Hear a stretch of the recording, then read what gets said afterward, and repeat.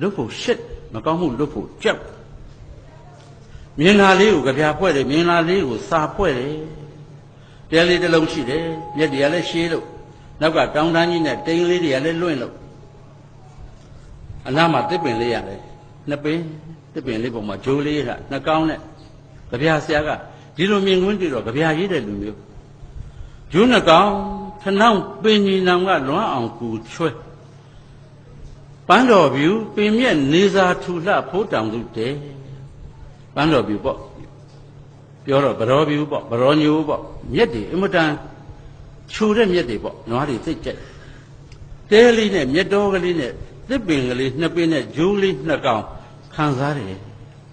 ကြပြဆရာကကြပြရေးတယ်တချင်းရေးဆရာကအတန်လေးထက်တချင်းလေးလုပ်ပြီးဆိုတယ်အဲ့ဒါကျွန်တော်တို့လူမျိုးရဲ့အနုပညာဖြစ်တဲ့စိတ်ဂျိုးနှကောင်ထနောင်းပင်ကြီးနောင်ကထနောင်းပင်ကြီးနောင်မဟုတ်ပါဘူးထနောင်းပင်ကြီးနောင်က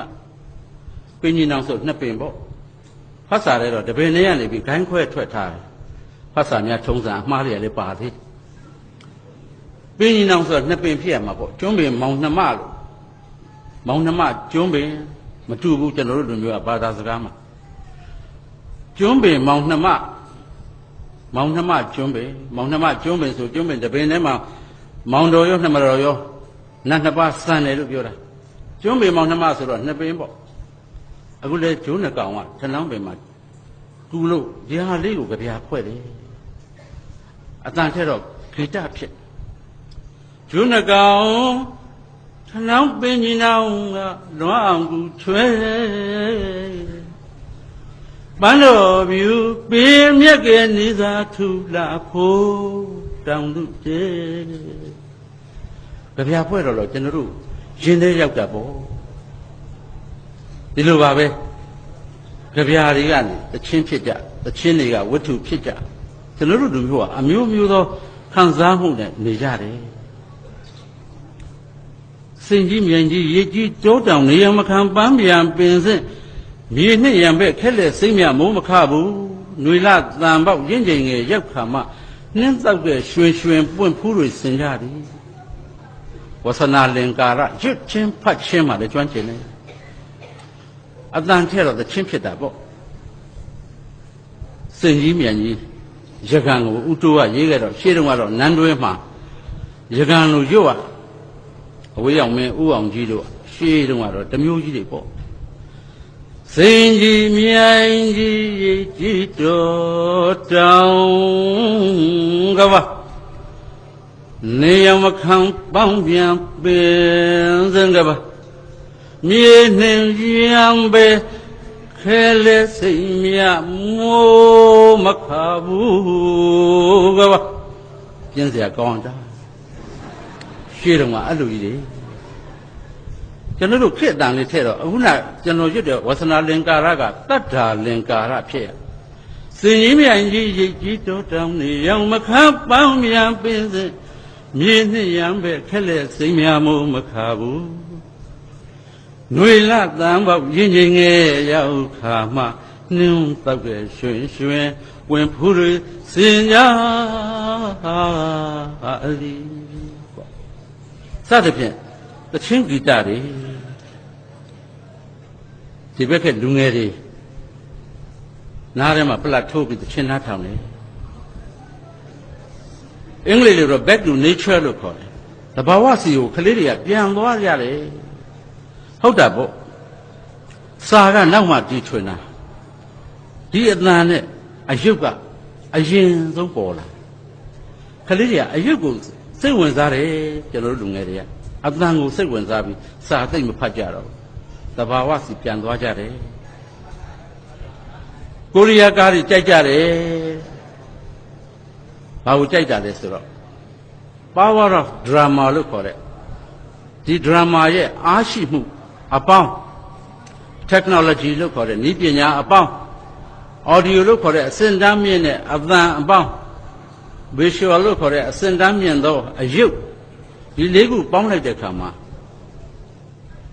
aesthetic map လို့ခေါ်တဲ့ယတမြေပုံတစ်ချက်ထွက်လာတယ်အဲ့ဒီယတမြေပုံကိုကြိုက်တာ လူတွေဟာဂီတကိုမြန်နှိုးတယ်သဘင်ကိုမြန်နှိုးတယ်စာပေကိုမြန်နှိုးတယ်ဆိုပေမဲ့လည်းပဲကျွန်တော်တို့မြန်မာဂီတသည်မြန်မာစာပေသည်တဖြည်းဖြည်းနဲ့မိမ့်မိန်လာတယ်လို့တောင်ထင်ရတယ်သတင်းတွေကရှေ့ရောက်နေတယ် CNN effect လို့ခေါ် CNN တက်ရောက်မှုကြီးလာတယ်နေ့စဉ်နဲ့မြကမ္ဘာသတင်းစုံတော်ကြီးတွေကတက်ရောက်မှုတွေကျွန်တော်တို့ကြားနေရတယ်အနိဋ္ဌာယုံတွေကြားနေရပြီ butterfly effect လို့ခေါ်တဲ့လိပ်ပြာတက်ရောက်မှုတွေအမေရိကန်နိုင်ငံကလိပ်ပြာတကောင်အတောင်ခတ်လိုက်တာနဲ့ဟိုးအမေဇွန်တစ်တော်ကြီးတွေဝုန်းကနေပြိုကျကုန်တယ်ပညာရှင်တွေကဒီလိုတင်စားကြထားပါတော့ကျွန်တော်တို့ဟာအတိတ်ရှိတဲ့လူမျိုးသမိုင်းရှိတဲ့လူမျိုးဒါကိုတော့ဖြင့်ကျွန်တော်တို့မမေ့ဖို့လိုတယ်ကျွန်တော်တို့ရဲ့ national identity လို့ခေါ်တဲ့အမျိုးသားဇာတိဥပဒေလက္ခဏာကိုတော့ကျွန်တော်တို့အပြောက်မခံနိုင်ဘူး globalization လို့ပြောကြတယ် globalization ဆိုတဲ့စကားလုံးကိုဘာဘာကုံကျယ်တဲ့၍လို့နောက်နမ်းမှာတော့မမြလေးကအစောကြီးကလေးကကျွန်တော်တို့ကပြောပြီးသားမြဝတီမင်းကြီးဥစ္စာကလည်းသဘူကျွန်းလုံးသိန်းကျုံပေါင်းယုံဘူမိပတ်ကုန်းရေမြေတောင်တော်ဆုံးဆဆခြုံချကြလို့သဘူကျွန်းလုံးတချင်းခန့်ကြီးနဲ့လွန်ခဲ့တဲ့နှစ်ပေါင်း200ကျော်300ကလေးကမြဝတီမင်းကြီးဥစ္စာက globalization ပြောခဲ့ပြီ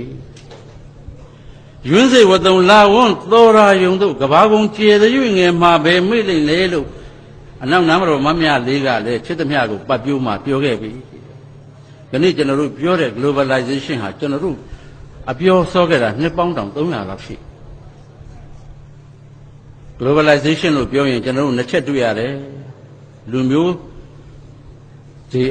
ကမ္ဘာလုံးမှာရှိတဲ့လူမျိုးများရဲ့ယဉ်ကျေးမှုအစုံသောယဉ်ကျေးမှုကိုချစ်မြတ်နိုးရေး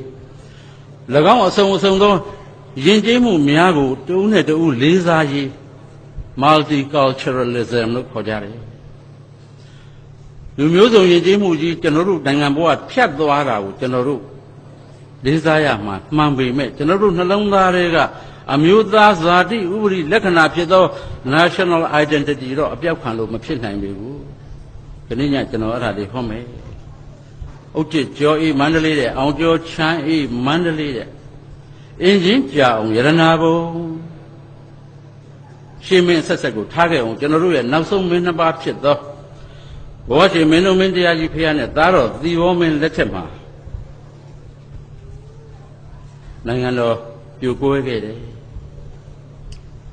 1921ခုကစုံလပြည့်ကျော်6ရက်ကစုံလပြည့်ကျော်လို့သုံးတယ်လဆုပ်လို့မသုံးစုပ်ဆိုတာကတော့မြန်မာတွေကမသုံးဘူးမင်္ဂလာမရှိတော့အင်မတန်ရင်ကျေးကြစုပ်ဆိုတာမသုံးကြလာပြည့်ကျော်6ရက်ဒီမှာမန္တလေးရွှေမြို့တော်ကြီးတေရာနှစ်ပေါင်း150ပြည့်ခဲ့ပြီမနေ့တနေ့ကပဲမန္တလေးမှာဒီပွဲတော်ကြီးကျင်းပတယ်ဘာလို့ကျင်းပတာလဲဘုရင်မဇက်ကထွက်တဲ့အမိန့်ကဥပဒေဖြစ်တာကိုလုံးလုံးမဟုတ်ပါဘူးဘုရင်ကချမ်းသာခြင်းတိုင်းချမ်းသာပြီးတိုင်းပြည်ကကုန်းကောက်เสียမရှိအောင်မွဲတာကိုလွန်းတာလည်းမဟုတ်ပါဘူးကျွန်တော်တို့ဘာကိုလွန်းတာလဲအတိတ်ကိုရှိတယ်အတိတ်တွေရှိတယ်လူမျိုးဖြစ်တယ်တို့ဟာဖြင့်သမိုင်းကြီးတဲ့လူမျိုးဖြစ်တယ်ဆိုတာကိုလွန်းရတယ်နေမြဝန်သာဆက်သွယ်စင်လာအာနာဝန်ဖြုတ်တီးစော်တက်တို့နန်းယုနရိတကုံးမတိန်ဆယ်ချိန်ဧကရမြစ်တော်မန္တစက္ကရဖြစ်တော်မူသောမန္တလာဆလယရနာပုံနပထမရွှေအိမ်ရိမ့်ငိမ်ကွန်းပြောက်ဖြူဝန်းဆောက်သောပြင်စမသင်္ကာယနာတင်အထူးသောတိုင်းကြီးပြည်ကြီးချီးဆောင်မင်းများဤသခင်ရသော်ဘုရားအလောင်းမလို့ဒီလိုနိုင်ငံတော်ကြီးထူထောင်နိုင်တာပါဘုရားချင်းကြီးဆရာကရေးရအချင်းကြီးဆရာလည်းပြင်းကြိုက်အောင်ရေးတာပေါ့မြေကြီးလေးပါလေရတယ်မနှဲဘူးပေါ့သူကလေဗုဒ္ဓေလောင်းမှုမြို့နာတီတော်မင်းမြာလောင်းကုန်းပေါင်းနေညွန့်သူဒီပါမြေပေါ်ကျော်နိုင်ဘုံတော်ဟုံး6ဘုံ၌ရွာ